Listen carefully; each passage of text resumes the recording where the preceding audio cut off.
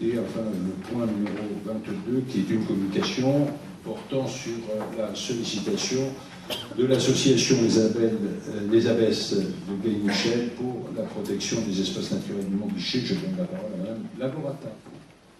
Donc, le groupe Saint-Gobain est propriétaire de terrains situés sur le site du Mont-Guichet, qui est classé en zone naturelle d'intérêt écologique, floristique et faunistique de type 1, et dont le périmètre s'étend de Gagny à Chelles au nord-ouest et possède une zone restreinte sur Montfermeil.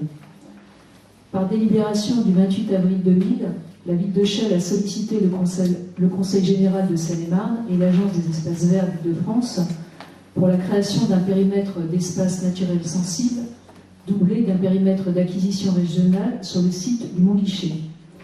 Ceci a permis au département de créer une zone de préemption au titre des espaces naturels sensibles et de déléguer son droit de préemption sur ce site à l'Agence des espaces verts.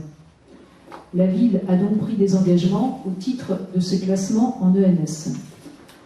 Compte tenu de l'intérêt territorial du site et du fait que cet espace reste de propriété privée, le site de Mont-Guichet a été transféré à la communauté d'agglomération Marly-Chantraine en janvier 2007, en tant qu'espace en périmètre d'étude, au titre de la compétence communautaire, création, gestion et entretien des espaces verts d'intérêt général.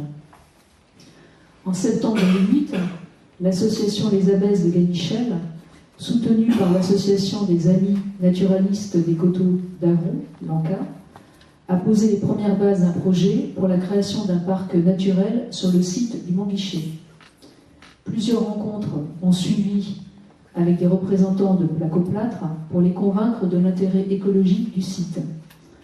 Après une visite sur site le 24 avril 2009, le directeur d'exploitation Gypse France de la société, conquis par les potentialités du site, a missionné l'ANCA pour travailler sur un projet de gestion, de préservation et de valorisation des milieux naturels du Mont-Guichet.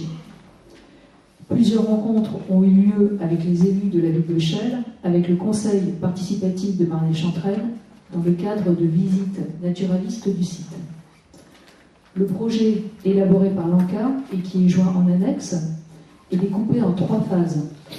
La première étape consiste à intervenir rapidement pour entretenir les milieux ouverts et empêcher la disparition d'espèces rares ou protégées au niveau régional ou national.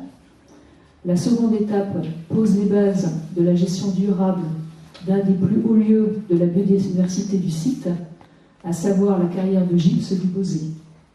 Une gestion naturaliste qui permet la mise en place d'activités pédagogiques est proposée. La troisième étape consiste à libérer 10 à 20 hectares du bail agricole pour favoriser l'agriculture biologique et patrimoniale de la région. Vignobles, maintien de l'agriculture paysanne, vergers et culture céréalière. Les bases de ce projet respectent totalement les engagements pris par la ville de Chelles lors de la création du périmètre ENS par le département. L'accompagnement technique demandé, mise à disposition de bennes, prêt de matériel, sollicité par l'association est clairement identifié comme compétence communautaire. La Fondation Placoplâtre a émis un avis favorable au projet de gestion, mais souhaite s'assurer que ce projet est approuvé par la ville avant de signifier son accord définitif. Nous avons également convenu avec l'ANCA que ce projet devra prendre en compte une vision plus globale avec les projets futurs sur la montagne de Chelles et le Sampin, ainsi que l'engagement de la ville de Chelles d'aboutir à la réouverture du vieux chemin de Paris. Donc nous vous proposons d'émettre un avis favorable